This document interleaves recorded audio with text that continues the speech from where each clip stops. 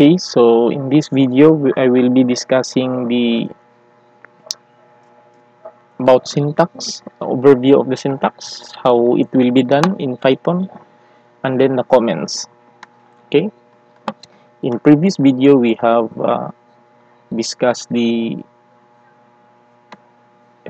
overview, the background of Python, why use Python, no, what is the advantage of Python, and how to install. So Python syntax, as we learned in previous page, Python syntax can be executed by writing directly in the command line, like this. No, you can make it Python, then print hello TCM. No, so but we will not be doing like this, because since when we write a program, we need to write the program as a whole. No, so we will not be writing codes in command line, in command prompt, but in this notepad. Okay, we will execute the program in command prompt. Zip. Okay, so in this command you can use cd, no, to get in on the folder, and cd space dot dot to get outside on that folder. And then to clear the screen, kung dagan na kayo gubot na kayo din, no, di na kakasabot, you can type cls to clear the screen. Syntax, so or by creating Python file, so this is one I discuss. Run the program in command line or command prompt. So Python indentation. Indentation refers to the spaces at the beginning of a code line, where in the other programming language, the indentation in code is for readability only. The indentation in Python is very important. Take note of this word, no? Python uses indentation to indicate block of code. Okay, for example, this one. So in other programming like C or Java, so this example here, it shows the if condition. So if you will try to type like that, so remember the indentation is like that, space, you create a space. So I give space lang, hindi put tab, no, that is very important to identify the scope of the code. Kung once mag-space ka, but my practice is tab, no, para klaro gid siya. So once mag-tab ka, this means nga kanang naka-tab nga mga syntax diya, kung daghan kay na siya lugar diya, mga nana padagbag any statement daghan pa, that is under of this code, part siya ana, di ba? Pag ana, di ba, kanira makita ato pa part ni sila tanan sulod ani nga block, diba, by block ba ito tanaw. In other programming language, indentation is not necessary for di ba, ingon niya for readability only in other language. Kaya nga naman, ang other programming language like C or Java, they are using curly braces. Ana. So that simply means nga bisag inganaon na nilag porma, the compiler easily identify that this syntax is under of this statement. No, ano man, naman siya block of code, naman siya curly braces. But in Python, since wala na curly braces, kinahanglan siya og indentation. So what if magbutang ko og curly braces? That produces an error, because Python itself, the if statement is like this only, with the end of colon and the space. Muna lang gitawag nga white space. This is very important in Python, no?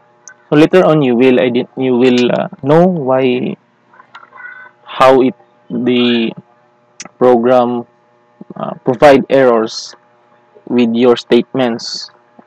So ang main kag statement is the word statement in programming is like this. That is a one statement, no? Nagbutang ka og syntax code, that is one statement. Ini siya statement na siya. Okay? Python will give an error if you skip the indentation. So again, if you skip the indentation, ana no? Atong ira ni ana. Butang tag ginana na to, no? Save. So just press the Control S, then run. To run that one, di ba? The file name is my first prog. Saan to? Python my first prog.py. So see, indentation expected and indented block. So that provides error. Space lang. Saka space run. So 5 is greater than 2. So the condition, so remember, if the condition is true, that's the time i-execute niya ang mga statement under ani niya nga syntax, di ba? Kaning statement. Okay? So once only the condition is true, that's the time nga musulod siya ana nga block of code. Okay?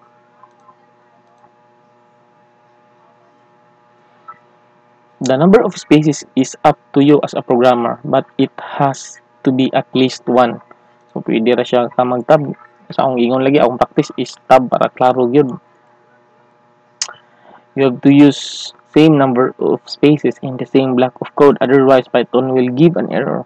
So for example, nini na kuan ka na space pag-abot sa ubos,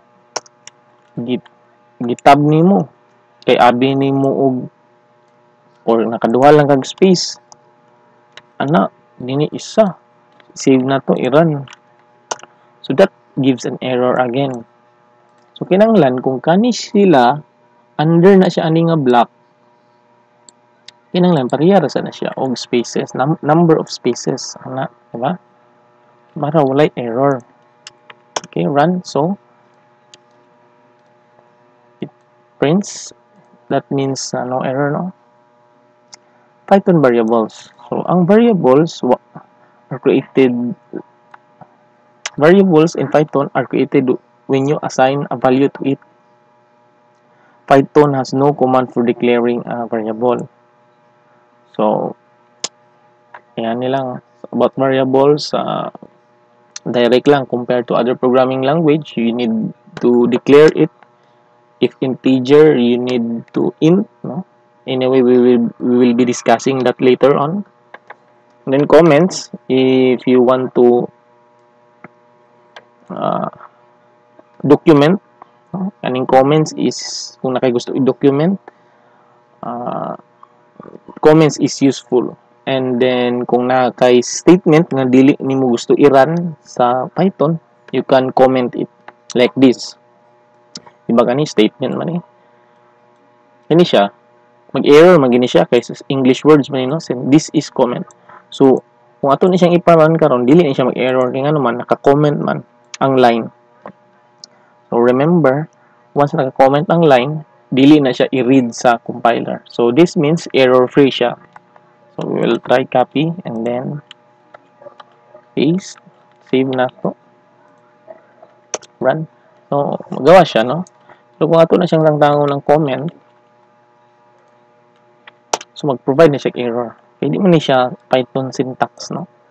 So again, the purpose of comment is for documentation, but do not worry because we will discuss this also in the next video. Okay, insert the missing part. We will try what is the to print, no? So what it print man, siguro print, submit answer, submit. So lugay siya, basta kung correct ni siya, may lain. So loading, di siya compile. Why, bakit nga no? Correct ka, pero lugay kayo. Okay, So that's the overview of the syntax of the Python.